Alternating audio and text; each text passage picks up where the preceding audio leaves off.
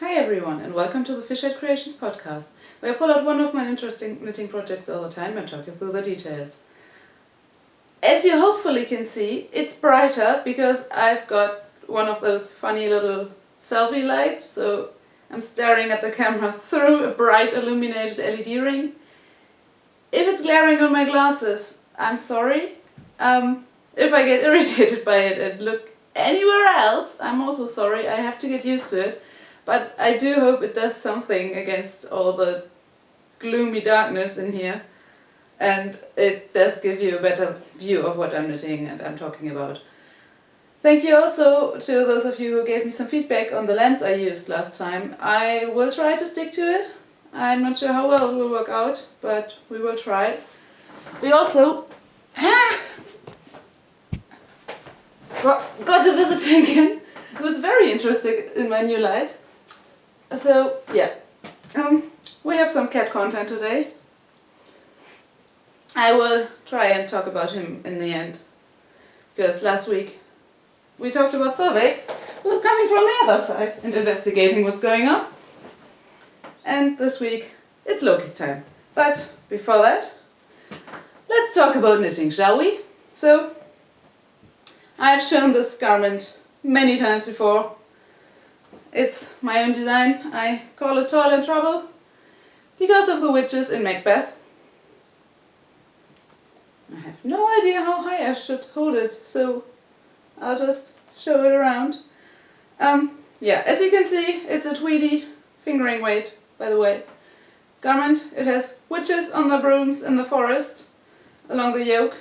It has little black cats at the cuffs, and it has little pumpkins on the hem. Yeah, so the story of this thing actually starts with a yarn, because as you may know by now, I do quite like a tweedy sock yarn, and I'm always looking for better ones, or new ones and more easily available ones, because while Knit Picks Stroll Tweed is a very great and nice yarn, it's not one I can easily get here. So yeah, I'm looking for options, because I do like a tweedy sock yarn, especially for garments. And I do like a fingering weight superwash garment just for transitional weather when it's really quite warm and too warm to even wear a thin, pure, non-superwash wool. So yeah, there's a place for superwash garments, absolutely, and that's one of them. And I do quite like this one. So the yarn is Lana Grossa Meilenweit Tweed, which is a German-Italian brand sock yarn. It's quite nice, and I saw a picture of these two colors in particular. It's black and I think it's called fawn brown, but cinnamon in German, so the exact names should be on my project page, I hope. But yeah, I saw a picture of these two colors and I immediately knew I had to make a sweater from them. I ordered 3 balls of the black and 1 ball of the contrast color, which is usually what I can get away with for a sweater, if I use enough of the contrast color. And then I'd decide what to knit when the yarn arrives. That evening I went to bed and I lay awake, and I pretty much came up with a chart for the yoke that day, that evening. So I got up late again. We're talking late for me, so it was about 10 p.m. But yeah, I got up again when I had already gone to sleep. I picked up my notebook and I sketched out the chart the way I wanted it to be, and I'm quite happy with how it turned out. And then the little pumpkins are of course the ones that are also on my Spooktacular and Badtastic socks. I'm not sure if I first made the pumpkins and then put them on the socks, put them on here and then put them on the socks, or the other way around, but it's the same chart. So yeah, I had those pumpkins already, or did chart them, and then I decided I didn't want bats. I wanted black cats to go with the witches, because what good witch doesn't have a black cat? So that's how my charts came about, and I knew I wanted to put one of the smaller charts at the hem and one at the cuffs. So I knit a lot of this actually on my way to Oslo, where I went to the Oslo Stricker Festival. I actually knit the pumpkins while waiting for my flight to depart at the airport. And I had just finished the color work when I got onto my plane, and then knit the whole body, which of course as usual is knit bottom up and with slight waist shaping to the underarm. And I knit it quite long. It's quite long. It's slightly longer than I usually knit my jumpers, because I didn't measure correctly, and it was a nice social knitting project, which we will get to in a minute. So yeah, I knit those bottom up. I then knit the sleeves bottom up when I was in Oslo, and then when I returned back home, I knit the main yoke chart and the decreases, which I completely made up on my own in a way that I thought would address all the issues I usually have with the two rapid decreases, and it does really fit quite well, so I'm really proud of how I did that. And then I ran out of yarn. I had planned for this to have 1x1 ribbing in black and a bit of a color work transition before the ribbing, so mimicking this part of the main chart, which didn't happen because by the way I got where I should have done the color work, I was on my last meter of yarn. So what I did is just use the contrast color, because I really didn't want to order another ball of yarn, of which I would need maybe 5 grams. So I made it work with what I had. I used the contrasting yarn. I didn't want to do ribbing in this yarn, so what I did was I knit only about 3 or 4 rounds. Then I did 1 per round, knit another 3 or 4 rounds, and then sewed it down, which I didn't really do well. So it's slightly biased and flipping over at the back. I could unpick it and do it again, but I'm me, I won't do that. But yeah.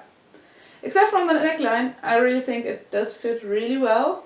I really like how it looks. I have started to write up the pattern actually. I have done all the sizes, I have done all the grading. I have written up how to knit the body, but all sizes have different increase rates at the sleeves. So I need to figure those out, and yeah. It's quite a big main chart, so I had to have a stitch count divisible by 24 for the yoke, which is, yeah, has led to some strange numbers for the sleeves in some sizes. So I do have to sit down and really calculate all those increases. But other than that, it's a pretty straightforward knit, and it will be straightforward to knit for all sizes once I've written it up properly. But yeah, it's kind of annoying to write, and I've never written a pattern for a garment before, so it's not the easiest one to pick to start in your learning curve. But here it is again in its full glory. I'm really happy how it looks. I hope you do like it too. I will. God, that was unintentional sing-songy rhymes. I'm sorry, I should sing, and I shouldn't podcast right after working, because obviously my brain doesn't work very much anymore. What's it, Loki? Come here. So yeah, here it is again. Cats and pumpkins. I really like it. I should have made it slightly shorter so I had enough yarn for the neckline, but you live and you learn.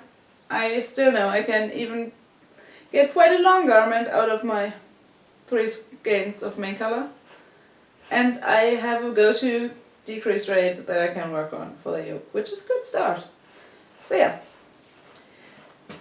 sweet and simple and easy.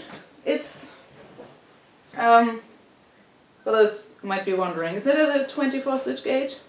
I wouldn't go much looser. Oh, well, I have knit 2 other garments at a 22 stitch gauge out of a fingering waist sock yarn, which is the upper end of what I would do with a fingering weight, because a superwash will not fluff up and fill out and bloom after washing. It will still stay the same, so I wouldn't go much looser than this. I wouldn't go looser than a 22 stitch gauge. A 22 stitch gauge is my favorite. It's my go-to for all kinds of light fingering too, sport weight, superwash and non-superwash yarns. It just works for everything. I get this gauge on a 3mm needle, which is my favorite because it's not too tiny, it's not too big, it's just very relaxing and easy to knit on. I like this gauge, I like this garment. I'm happy to write it up as a pattern, but I have no idea when it will be ready, so bear with me. I hope to have it up for next Halloween. And if you heard any noise in the background, that was Loki digging up the litter box. And by digging up, I mean throwing all the litter all around the living room. So, as we're talking about him, I will try to convince him to join me. Come here. Here he is. Come here. Oh, well. He doesn't want to be on camera today. Or at least he doesn't want to be held. So, Loki. We got him about 3 years after we got Solveig. We know him from the first day after he was born. A friend of ours had a cat who wasn't spayed, who ran away and came back pregnant, and had 3 kittens. All of them were males, or boys. And we knew from the start, when we knew she was pregnant, that we wanted to get one of her kittens. I had ordered 3 colored female. I got a black and white male. I'm still not over it. But on the other hand, he's just my perfect baby cat. He's completely fixed on me. He sleeps on me at night, and he's confused when I'm not at home. He is easily scared. He sometimes scares himself just by waking up from a dream.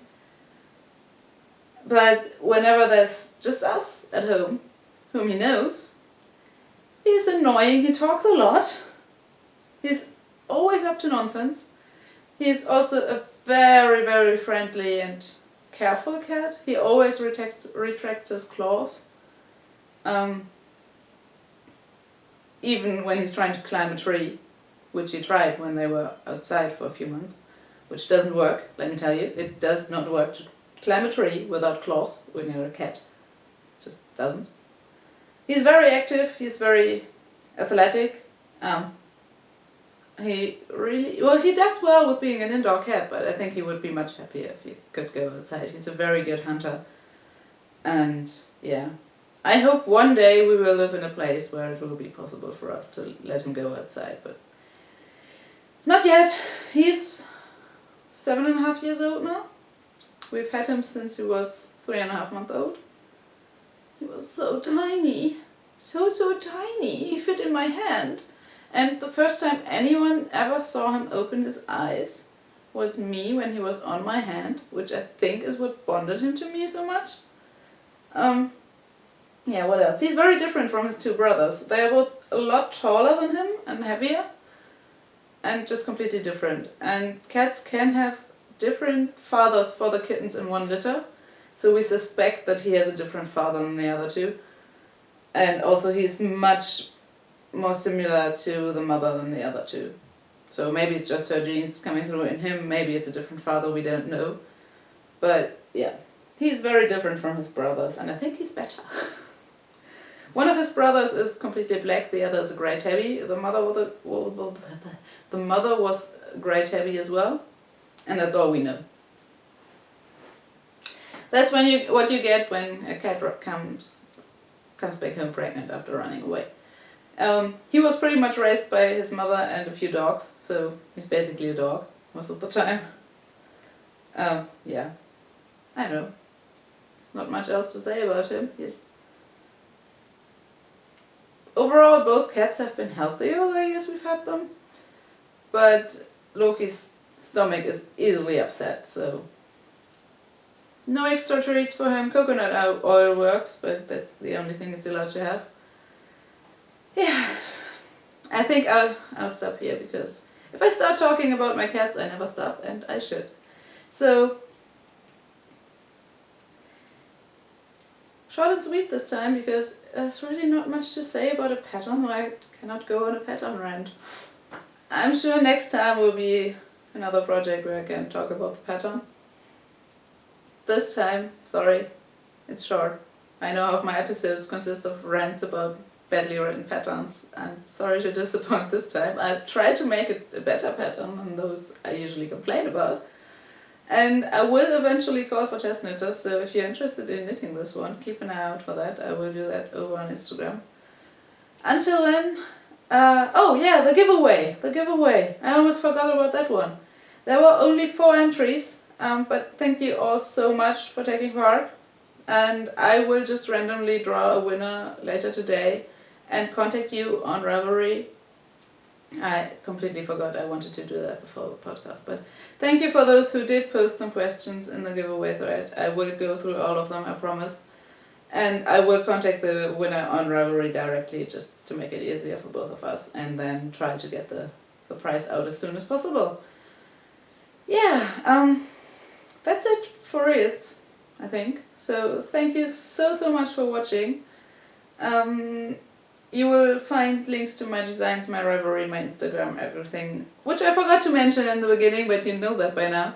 You will find all that down below the video in the description box. And as always, I'm so happy to read your comments, and I'm so happy to read your messages anywhere. So please be in touch if there's any questions, anything you would like to hear me talk about.